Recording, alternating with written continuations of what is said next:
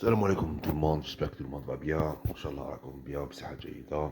Je voulais faire une réaction par rapport au communiqué qu'on a tous lu, où on a entendu beaucoup de contenu par rapport à ce sujet-là. Bon, on va pas revenir à ce qui a été dit. Maintenant, ça semble être clair et net. Nous connaissons enfin la position de la FIFA par rapport à notre recours. Il y a eu ce communiqué qui a été publié par la Fédération algérienne de football. Tout le monde l'a lu, bien sûr, où il y a eu beaucoup de questions, il y a eu beaucoup d'ambiguïté par rapport à ce message-là. Et chacun, comment il a pu interpréter la chose. Il y en a qui ont compris dès la première lecture, d'autres, ils avaient besoin de lire et relire et aussi écouter d'autres avis, des avis partagés par rapport au contenu de cette correspondance. Il y a eu des individus qui ont défendu la thèse que ce recours n'était pas définitif, étant donné qu'il n'a pas été publié au niveau du site officiel de la FIFA. Mais on pourrait aussi souligner que ceci n'était pas un communiqué officiel, c'est-à-dire c'était une correspondance officielle. Il y a la FIFA, qui est une institution internationale, qui a communiqué avec une autre institution qui est la FAF, Fédération algérienne de football. Donc c'était un échange de mails entre eux. Donc il n'y avait pas à le publier ou à le rendre public parce que c'était un recours et une plainte, un courrier envoyé par la FAF à la FIFA et la FIFA a répondu. Maintenant, concernant le contenu, on l'a tous lu, relu, relu, relu. On a bien compris, déjà de un, que ce courrier, cette correspondance, n'a pas été publiée intégralement, parce qu'il y a beaucoup de zones d'ombre. C'est-à-dire, ça se voit que c'était pas un courrier complet. Ça m'étonne que la FIFA, c'est-à-dire, réponde à la FAF avec 2 paragraphes seulement. Euh, Quand on connaît, c'est-à-dire l'importance de l'enjeu. C'est-à-dire c'est un recours très important pour, euh, pour une affaire jugée très grave par nous, Algériens, par la Fédération algérienne, où on a été lésés de nos droits. Donc, ce qui fait, ça m'a un peu étonné que la FIFA puisse répondre avec seulement 2 paragraphes. Donc, c'est pour cela que je me dis que le courrier n'était pas complet. C'est-à-dire, ce qui me laisse comprendre que le courrier n'était pas complet, c'est-à-dire dans cette correspondance, dans le texte, en principe, la FIFA aurait pu détailler, par exemple, suite à leur introduction, où elle a dit je regrette, etc., et que la VAR a fait son travail, normalement ils auraient dû, par exemple, préciser, par exemple, la minute, telle minute, vous avez contesté la décision de l'arbitre, à la minute 35 ou à la minute 40, etc. etc. Donc là, il n'y avait pas tous ces éléments et tous ces détails dans le contenu qui a été publié. De ce fait, je, je pense que la correspondance, le communiqué publié par la FAF n'était pas complet. Ça, c'est clair et net. C'est clair et net. Après, il y a eu beaucoup de gens qui ont eu des doutes. Moi, le premier, c'est-à-dire on n'a pas pu lire clairement quel était le message, on va dire, quelle était l'idée générale de ce texte. Par la suite, on a bien compris que la position de la FIFA, elle était claire et nette.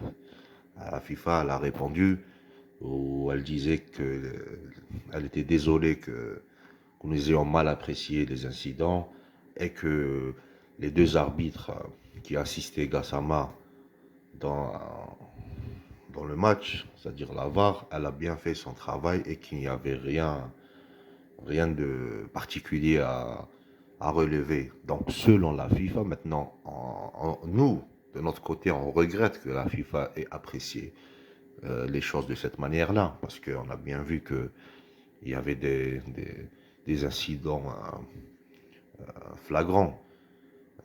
Après, il y a Colina aussi qui a fait une communication où il a dit que il n'y avait pas de quoi en faire un drame, c'est-à-dire il n'y avait pas beaucoup de choses, il n'y avait pas beaucoup d'éléments hein, sur lesquels on pouvait discuter, que les images de la télévision, la, la transmission de la télévision n'était pas claire, etc.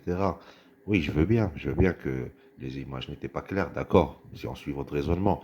Mais alors là, expliquez-nous, comment se fait-il que les images du but de Slimani, elles étaient claires pour vous? Comment vous avez réussi à voir cette main que personne n'a réussi à voir? Donc, ce qui fait, là, c'est une contradiction. D'un côté, on dit que les images n'étaient pas de bonne qualité pour pouvoir mettre un jugement. Et de l'autre côté, quand il s'agit de l'équipe nationale d'Algérie, les images, comme par hasard, elles commencent à fonctionner. La main, elle est évidente pour la FIFA, apparemment. Puis un autre point, un autre point d'interrogation concernant le contenu, c'est que moi, où j'ai pas compris, dans la correspondance que la FIFA a envoyée à la FAF, que la FAF a ensuite partagé, on parle d'incidents et de deux arbitres et la VAR. On est bien d'accord, on l'a tous lu. Mais ce qui m'intrigue, bon, dans la partie visible, hein, ce qu'on a vu dans le contenu du courrier, hein, il n'a pas été mentionné de contestation envers l'arbitre Gassama, c'est-à-dire ils l'ont pas nommé, ils n'ont pas parlé de l'arbitre principal, c'est-à-dire ils ont parlé d'incident et de la VAR. Maintenant, la question que je me pose, est-ce que dans le dossier de la FAF, les éléments qui étaient mis dans ce dossier parlaient juste de la VAR, c'est-à-dire dans notre réclamation et dans notre recours, on s'est plaint que la VAR n'a peut-être pas fait bien son travail, ou bien on a expliqué dans notre dossier du recours que l'arbitre n'est pas allé, c'est-à-dire il n'a pas répondu à l'appel de la VAR, et de ce fait, la FIFA dans son communiqué nous explique que les deux arbitres confirment que tout a été respecté suivant le protocole d'assistance vidéo de la FIFA. Donc là, il y a une zone d'ombre. Moi, c'est ma lecture des faits. Hein.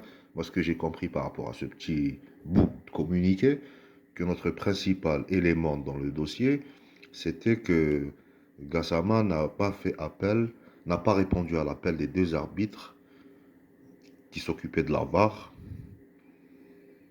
pour aller vérifier soit l'erreur sur Mendy ou soit sur l'erreur sur l'éventuel penalty sur Slimani ou Belaïli. Donc quand on lit la réponse de la FIFA, on se rend compte qu'ils ont principalement parlé des deux arbitres et de la VAR. Ils n'ont pas parlé de Gassama, des soupçons de corruption, etc., etc. Donc là, il y a beaucoup de zones d'ombre, les amis. Et puis, il y a un autre point aussi. Quand on nous dit qu'il y a un dossier, il y a deux dossiers. Les deux dossiers, donc normalement, hein, suivant ce qu'on a pu comprendre, il y a un dossier du domaine disciplinaire et le dossier qui est destiné à la commission des arbitres pour juger des fautes techniques ou des fautes d'appréciation. Donc, en principe, il y a deux volets différents, l'un disciplinaire et l'autre technique, ok? Mais moi, la question que je me pose aussi par rapport au dossier disciplinaire, est-ce que, par hasard, hein, ça c'est juste une supposition, est-ce que le dossier disciplinaire n'avait pas de relation avec l'amende qu'on a reçue par rapport à la vandalisation des sièges? Est-ce que la FAF n'a pas fait un recours par rapport à cette décision? On a été pénalisé pour payer, je pense, 30 000, 3 000 francs suisses. Donc c'est ça le problème. C'est ça où ce n'est pas aussi clair. Est-ce que le dossier disciplinaire concerne la personne de l'arbitre Gassama, et avec tout ce qui s'ensuit avec, corruption, etc. Ou bien le dossier disciplinaire, c'était la contestation de la FAF par rapport à l'amende qu'on a reçue. Ben là, on n'a pas beaucoup de détails. Vous voyez, les amis, c'est très énigmatique comme situation. Le dossier, il est très complexe. Franchement, il est très très complexe. Il y a un autre point aussi. Il y a des gens qui parlent de corruption, de soupçons de corruption. Mais si on regarde la communication officielle de la Fédération algérienne de football, officiellement, la FAF n'a jamais parlé de corruption. C'est-à-dire, il y a eu des organisations ou des journalistes indépendants qui ont parlé de corruption, épreuves, etc. Mais la FAF, dans sa communication depuis le début, n'a jamais parlé de corruption avérée.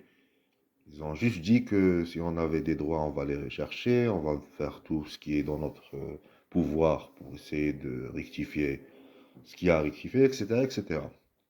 Donc je pense que la FAF s'est basée principalement sur les erreurs d'arbitrage et de la VAR. Et c'est pour ça que la FIFA nous a rendu cette réponse, qui est une réponse claire pour tout le monde, je pense maintenant.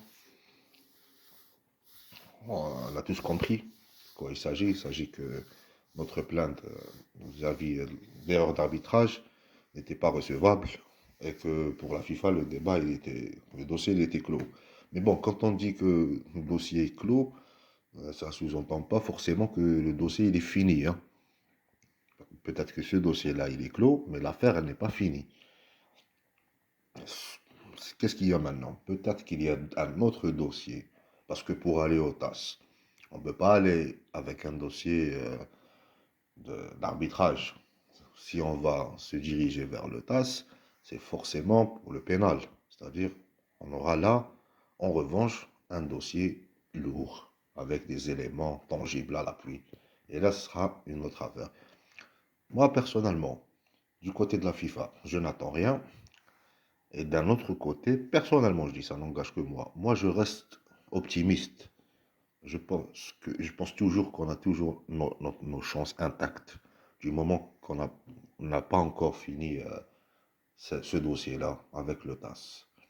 Une fois qu'on aura une réponse du TAS ou d'un autre tribunal, à ce moment-là, on dira que le dossier, il est fini. Mais pour le moment, il y a toujours de l'espoir. Même s'il y a un petit espoir, nous n'allons pas lâcher. On va rester accroché à cet espoir-là. Ce qui est malheureux, ce qui est triste, c'est qu'on a bien vu la FIFA, le comportement des dirigeants de la FIFA, il est vraiment regrettable. Déjà de un, on voit différentes déclarations de Colina. Ensuite, on voit que Gassama, on lui a confié les matchs des deux finales de la Champions League. C'est quand même, je trouve que c'est un manque de respect de la part de la CAF et de la FIFA envers l'Algérie. Un arbitre qui a été blâmé et qui a fait du mal à tout un peuple. On voit que dans une période très sensible, et on voit à nouveau qu'il a la confiance de la FIFA. Je trouve que c'est très maladroit de la part de la FIFA et ça en dit long un petit peu sur cette organisation. Quoi qu'il arrive, nous on soutient toujours notre équipe nationale et on soutient toujours Jamal Belmadi. Et moi, je ne comprends pas ces supporters qui lâchent l'affaire, qui retournent leur veste, qui commencent à critiquer Belmadi, etc. Non, non, non, non, non, non, non, les amis. On méritait d'aller au mondial, on a fait le boulot, on a été lésés. Dans ce match-là, tout le monde a vu les erreurs d'arbitrage. Donc arrêtons de se critiquer entre nous ou de créer des faux problèmes. Belmadi, joueur ci, joueur ça. Non, l'équipe nationale d'Algérie méritait d'aller disputer la Coupe du Monde au Qatar. Déjà, dans les deux matchs, on a dominé. Et de deux, on a eu un arbitre qui nous a saboté. C'est clair et net. C'est-à-dire maintenant, même s'il n'y a pas d'erreur technique, il y a eu d'erreur d'appréciation de la part de l'arbitre qui nous a pénalisés. Donc ça ne remet pas en cause le niveau de notre équipe nationale, ni le coaching et la qualité du coaching du coach Jamel Belmadi. Eux, ils ont fait leur travail. C'était extraordinaire ou pas, on a gagné au Cameroun, on a fait une super belle rencontre à Blida. clair et net. Donc voilà ce que je voulais partager avec vous, les amis. Yatikoum saha d'avoir écouté. Salam alaikum wa rahmatullahi wa barakatuh.